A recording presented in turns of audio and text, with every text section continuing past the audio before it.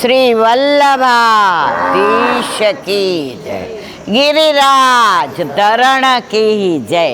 श्याम सुंदर श्री अमने महाराणी की जय। श्री गुसाई जी परम दयाल की जय। श्री गोकुल नाथ की जय। दाव दयाल की जय। श्री नवनीत प्रिया लाल की जय। अपने माथे बिराजता सेव्य स्वरूप की जय। गौ माता की जय। ગાયો આમ આપણને જોઈને ભાંભરે છે કેવી. કાલે વર્ણન કર્યું હતું કે ગોકુળમાં ગાયો બધી સફેદ ને આવા સિંગવાળી હોય, તો અત્યારે બધી જ ગાયો જો સફેદ જ છે. મન આપણું ગોકુળમાં હોય તો આ ગોકુળ છે, અને ગોકુળમાં હોવા છતાં મન આપણું ઘરે હોય તો આ અમદાવાદ છે. જો કેટલી ગરમી છે, 44 છે, બરાબર. આટલી બધી ગરમીમાં મેં અમને કીધું તો આપણે 2-4 જ હશું, 4 અમે ને આ વર્ષાબેન ને 2-3 જણા, આ છોકરી, પણ તોય આપણે 10-15 થઈ ગયા. આપણો મતલબ ગાયોને દસમ સ્કંદ. પ્રભુને ગાયો બહુ વાલી હતી, અને ઠાકોરજીની વાતો ગાયોને જેટલી ગમે ને એટલી આપણું મન ચારે બાજુ ફરતું હોય. અહીંયા બેઠા છીએ, અમેરિકાએ પહોંચી જાય, વ્રજમાંય પહોંચી જાય, પાડોશિયારે વાંધો પડ્યો હોય તો ત્યાંય પહોંચી જાય, દીકરાઓએ કાંઈ કીધું હોય તો ત્યાંય પહોંચી જાય. પણ ગાયો તો પ્રભુની વાતો થતી હોય તો પ્રભુમય જ રહે. તો જો આ બધી કેવી આમ સરસ રીતે પેલું કરે છે. એક જ મિનિટ. छैया छोटे छोटे ग्वाल, छोटो सो मेरो मदन गोपाल, छोटी छोटी गैया छोटे छोटे ग्वाल, छोटो सो मेरो मदन गोपाल, काली काली गैया गोरे गोरे ग्वाल, काली काली गैया गोरे गोरे ग्वाल, कारी कारी गैया गोरे गोरे ग्वाल, कारी कारी गैया गोरे गोरे ग्वाल, श्याम वरण मेरो मदन गोपाल, श्याम वरण मेरो मदन गोपाल, छोटी छोटी गैया छोटे छोटे ग्वाल, छोटी छोटी गैया छोटे छोटे ग्वाल, छोटो सो मेरो मदन गोपाल, छोटो सो मेरो मदन गोपाल, घास खाए गैया दूध पिए ग्वाल, घास खाए गैया दूध पिए ग्वाल, माखन खाए मेरो मदन गोपाल, माखन खाए मेरो मदन गोपाल, छोटी छोटी गैया छोटे छोटे ग्वाल, छोटो सो मेरो मदन गोपाल, छोटो सो मेरो मदन गोपाल, नैनी नैनी गैया छोड़े बड़े ग्वाल, छोटो सो मेरो मदन गोपाल, छोटो सो मेरो मदन गोपाल, काली काली गैया गोरे गोरे ग्वाल, काली काली गैया, श्याम वरण मेरो मदन गोपाल, छोटी छोटी सखिया मधुवन बाग, छोटी छोटी सखिया मधुवन बाग, छोटी छोटी सखिया मधुवन बाग, बंसी बजावे मेरो मदन गोपाल, बंसी बजाए मेरो मदन गोपाल, छोटी छोटी गैया छोटे छोटे ग्वाल, छोटी छोटी गैया छोटे छोटे ग्वाल, छोटो सो मेरो मदन गोपाल, छोटो सो मेरो मदन गोपाल, छोटो सो मेरो मदन गोपाल, छोटो सो मेरो मदन गोपाल, નંદ યશોદા લાલ કી જય। छोटी छोटी गैया छोटे छोटे ग्वाल छोटो सो मेरो मदन गोपाल। आखी दुनिया ने चलावा वाळो, आखी दुनिया ने जगावा वाळो, आखी दुनिया ने पोढाड़वा वाळो, आखी दुनियाનું લાલન પાલન કરવા વાળો। પણ આપણે ગાઈએ છું શું? છોટો સો મેરો મદન ગોપાલ। આપણા ઘરે આપણા માથે આપણા વલ્લભે પધરાવી દીધો એ છોટો છે। કેમ? આજે આપણે 5 ફૂટના પલંગમાં સૂઈએ, આપણા ઠાકોરજીનું સૈયા મંદિર કેવડું હોય? સાચું કહેજો બધાય। આપણે આટલા મોટા કટોરામાં દૂધ પીએ, છાશ લઈએ, ઠાકોરજીને કેવા ધરીએ? એનું કારણ એ છે કે જેમ એણે કુરુક્ષેત્રમાં વિરાટ સ્વરૂપ ધારણ કર્યું, એમ વલ્લભે વિચાર કર્યો કે આ મારા વૈષ્ણવના ઘરમાં કોઈ એક રૂમમાં રહેતું હશે, કોઈ રૂમ રસોડામાં રહેતું હશે, તો મોટા પલંગ ને મોટી વસ્તુ હોય તો મારો વૈષ્ણવ શું કરશે? ઠાકોરજી કે હું છોટો બની જઈશ। તમે જો ઠાકોરજીની વસ્તુ બધી છોટી, જારીજી કેવડી, વસ્ત્ર કેવડા, સિંગાર કેવડા। અમે નાના હતા ને તો મદન ગોપાલજી મારા બા માથે બિરાજે, તો એટલા સરસ શૃંગાર કરે તો મને એમ થાય કે આ ચોંટાડેલું છે બધું, તો રોજ શૃંગાર બદલાય। તો મેં કીધું બા તું કેવી રીતના કરસ? ત્યારે મારી બાઈ જવાબ સરસ આપ્યો, બેબી હું નથી કરતી, એ કરાવે છે। આમાં જેટલા છે ને એમાં ઘણા બધા, આ બધાએ સત્સંગ સાંભળીને બધાએ ઠાકોરજી પુષ્ટ કરાવ્યા છે, બરાબર? હવે બધાને પૂછું કે કેવો આનંદ આવે છે મારા વાલા? હવે તમારે તમારી ચિંતા કરવી પડે છે? કોણ કરે છે? આ બધા અહીંયા તો આજે લિમિટેડ એટલે કે આપણે ગાયને સંભળાવવું છે। જો અહીંયા ગાય છે જ બારે, અને મારો એક મનોરથ હતો ગોકુળ ગયા ત્યારનો। અમે લોકો વલ્લભ ગૌશાળામાં જઈ આવ્યા હતા, બધું નક્કી કરી આવ્યા। ત્યારે મને એક ભગવતીએ એવું કીધું, બેના અધિક મહિનામાં આપણા ઠાકોરજીને આપણે ઘરે લાડ લડાવી શકીએ એવા બીજે ન લડાવી શકે।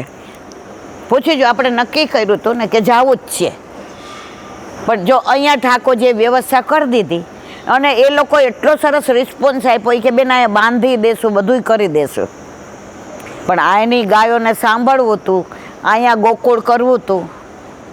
અહીંયા કેટલા 5 વૈષ્ણવ આવે 50, એનાથી મને મતલબ નથી, પણ મારી ગાયો સાંભળે ને એનાથી ને મને મતલબ છે। અને ગાયો બધી કેવી હતી? જો હવે ત્યાં બધી બેસી ગઈ અને બંધ શું કામ કરી દીધું કે બધી દોડતી અહીંયા, પણ મારો અવાજ ઠાકોરજીની કૃપાથી હું માઇક ગળી ગઈ છું।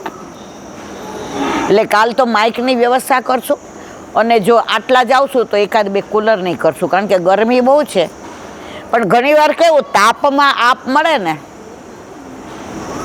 આપણો ભાવ ગરમ તાપ હોવો જોઈએ।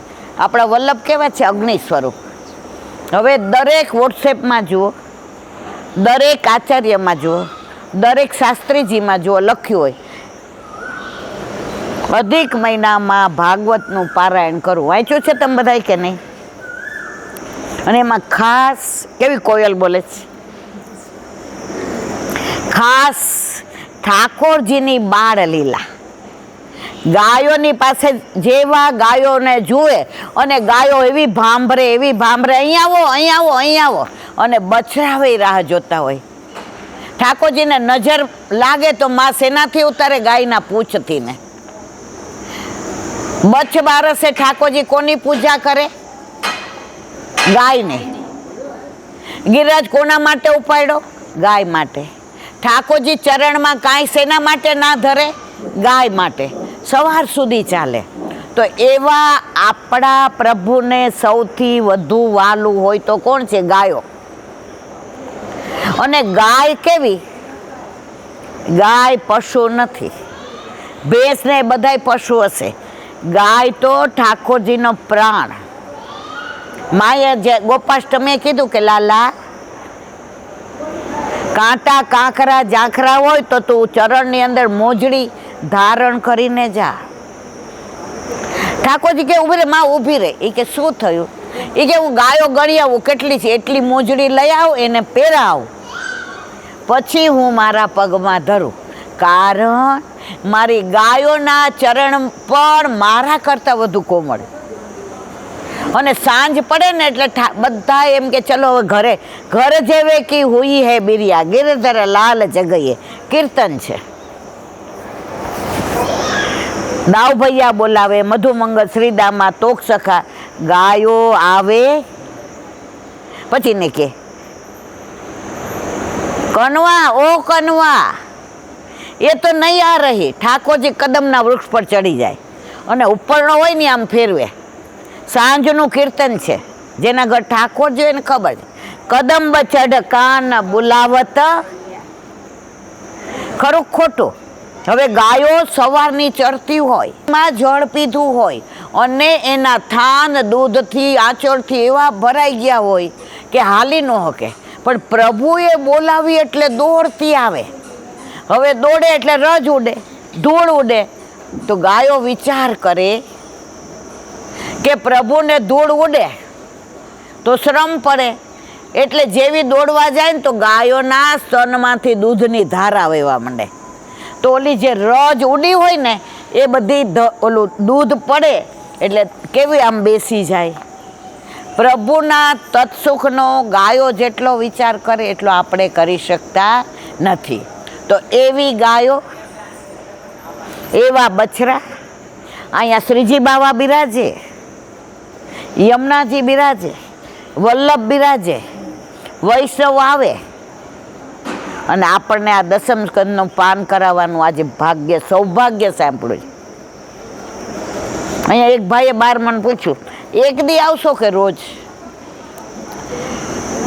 મેં કીધું મારો મનોરથ રોજનો છે, પૂરો કરવો એ ગૌ માતાના હાથમાં છે, મારા હાથમાં નથી.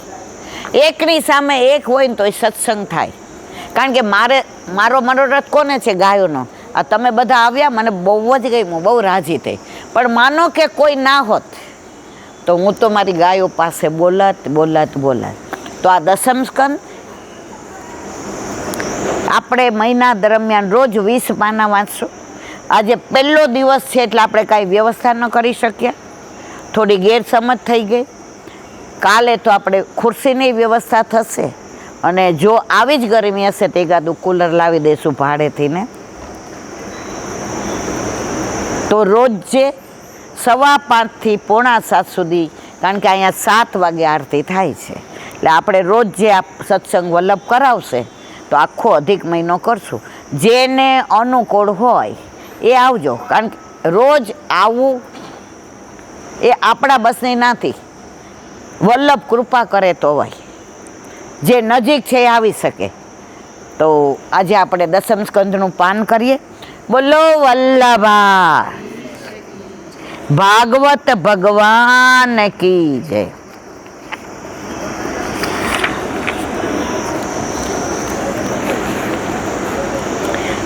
પ્રકરણ 1. પૂજ્ય જીજીના યુગલ ચરણારવિંદમાં દંડવત પ્રણામ. પ્રકરણ 1 દસમ સ્કંદ. ભૂમિકા. ભગવત કૃપાથી ભગવત ચર્ચા કરવા આપણે સૌ અહીં એકત્ર થયા છીએ. જો આમાં લખ્યું છે, મારું પોતાનું તો હું વાંચતી નથી ને. ભગવત કૃપાથી ભગવત ચર્ચા કરવા આપણે સૌ અહીંયા એકઠા થયા છે. મને ખૂબ આનંદ થાય છે કે આજે ભગવાનની મધુધારાઓથી ભરેલી મધુર કથા પ્રવાહિત થઈ રહી છે.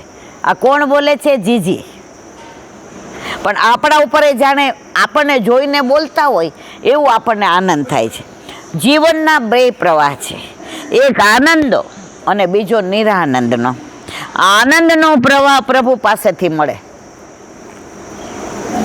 એક ભગવદી હતા ને, એ જ્યારે અમારા ઘરે ઠાકોરજી નહોતા બિરાજતા, એટલે કોઈ રસ્તામાં મળે એટલે મને પૂછે કેમ છો, તો હું કહું મજા. તો બે ચાર, એટલે પહેલાં હું ગાડી ચલાવતી, કાઇનેટિક ચલાવતી, તો મારી પાછળ બેઠા હોય કે ગાડીમાં હોય, તો 2-3 દી મારી હારે આવ્યા ને, પછી ધીમેકથી મને કે તને ખોટું ન લાગે તો એક વાત કરું. મેં તો હા કરો. નાના હોય ને એટલે આમ જરા રૂવાબ હોય, ત્યારે ખબર પડી એ ખોટો હતો. આપણામાં દિનતાના પાત્રમાં મન મણી મૂકીને દયારામભાઈનો એટલે ઉતરા મન કે ઈલા કોઈ પણ પૂછે ને કેમ છો, ફોન આવે ને તો એમ કહેવાય આનંદ પરમાનંદ. શું કહેવાનું? મજા નહીં કહેવાની. મેં કીધું કેમ? મને કેમ બેટા મજાની સજા હોય, આનંદ પરમાનંદનો કોઈ પર્યાય છે નહીં. ગુસાઈજીએ સર્વોત્તમ સ્તોત્રમાં 108 નામ વલ્લભના કયા? આનંદાય નમઃ, પરમાનંદાય નમઃ. એટલે આપણને કોઈ પૂછે કેમ છો તો આપણે શું કહીએ? બોલો તો ખરા મારવાલા. હવે કોઈ પૂછશે તો શું કહેશો? પછી મને ઘણાય પૂછે કે ઈલાબેન તમે અપને માથે બિરાજતા સેવ્ય સ્વરૂપ કી જે બોલાવો છો એનું કારણ શું? આ એક ભગવદીની કૃપાથી મેળ પડ્યો. કોઈનું છોકરું 10મામાં કે 12મામાં હોય અને આપણે એને 2 શ્લોક દેવા જઈએ, 2 શ્લોક દેતા દેતા વધુમાં વધુ વાત આપણે આપણા છોકરાની કરીએ કે એની કરીએ? આપણા છોકરા, મારો દીકરો આમ જ વાંચતો હતો, રાતના બિચારો 2 વાર હું ચા બનાવી દેતી હતી, ઊંઘ આવે ને જોકું. આપણે વાત કોની કરી રહ્યા છીએ? તો જ્યારે આપણે જે બોલાવીએ તો આપણા ઠાકોરજી આપણી ગોદમાં બિરાજીને સત્સંગ સાંભળતા હોય અને એની જે ના બોલીએ તો આપણા પ્રભુને ગમે? સૌરાષ્ટ્રના એક ગામડાના હતા ભગવદીએ, એમણે કયું બોલવાનું? અપને માથે બિરાજતા સેવ્ય સ્વરૂપ કી. આમાં બધાને ઘરે બિરાજે છે ઠાકોરજી મારવાલા? બિરાજે છે? ઓ બાપા, હવે સમય નથી, પુશ કરાવી જ લ્યો. શેનો અવાજ આવે છે? જીવનના 2 પ્રવાહ છે, એક આનંદનો ને બીજો નિરાનંદનો. આનંદનો પ્રવાહ પ્રભુ પાસેથી મળે છે. લૌકિકમાં તો બધા કોકવાર આપણને હસાવે ખરા ને કોકવાર રડાવે ખરા, ઘરના હોય કે બહારના હોય. દીકરાઓ ગમે એટલા સારા હોય તો કોકવાર રડી જવાય કે નહીં મારવાલા? સાચું બોલજો. પણ પ્રભુ પાસે બેઠા હોય કોઈ દી તમને રડાવે ખરો મારવાલો? આપનું રોજ રોજ મુખડું હસતું રે, અમને ગમતું રે, આ તો કહું છું રે કાનોડા તને ગમતું. આપણા પ્રભુ સદાય મંદ મંદ મુસ્કાતા જ હોય અને એની મંદ મંદ મુસ્કાનમાં જ આપણે બધા એવા આવી જાય છે મોહિનીમાં કે પછી એમાંથી બહાર નીકળવાનું મન થતું નથી. નિરાનંદનો પ્રવાહ સંસાર પાસેથી મળે છે.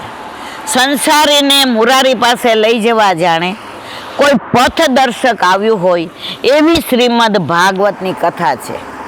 તમે ભાગવત સાંભળો એટલે ભગવાનમાં પ્રેમ થયા વિના રે નહીં. ઉપનિષદો વારંવાર ડીમ ડીમ ઘોષ કરે છે, તમસોમાં જ્યોતિર્ગમય, મૃત્યુમાં અમૃતગમય, અસતોમાં સદગમય. પહેલી વાત કહી કે આ બાજુ જોઈશ તો તને મૃત્યુ મળશે અને આ બાજુ જઈશ તો તને અસત્ય મળશે, આ બાજુ જઈશ તો તને અંધકાર મળશે. સંસારના માર્ગમાં મૃત્યુ, અસત્ય અને અંધકાર છે. એથી વિરુદ્ધ હરિના માર્ગમાં જવાથી તને પ્રકાશ મળશે. હરિનો માર્ગ છે સુરાનો, નૈકાયરનું કામ જો. અહીંયા સાંભળવા બેઠા છીએ, બધા નીતરી જાય છે ને. ઘરે હોય તો એસી વિના રહીએ મારા વાલા? અહીંયા કોઈ આપણને કહે છે કે ના બેઠા જ રહ્યો, છતાંય કોની વાતો સાંભળવા બેઠા છીએ? આ પ્રભુ કેવો રસાળ છે કેવો કલાત્મક છે કે આવી ગરમીમાં પણ અહીંથી ઊભું થવાનું મન થતું નથી. થતું હોય તો થઈ જાજો મારવાલા, મૂંઝાતા નહીં.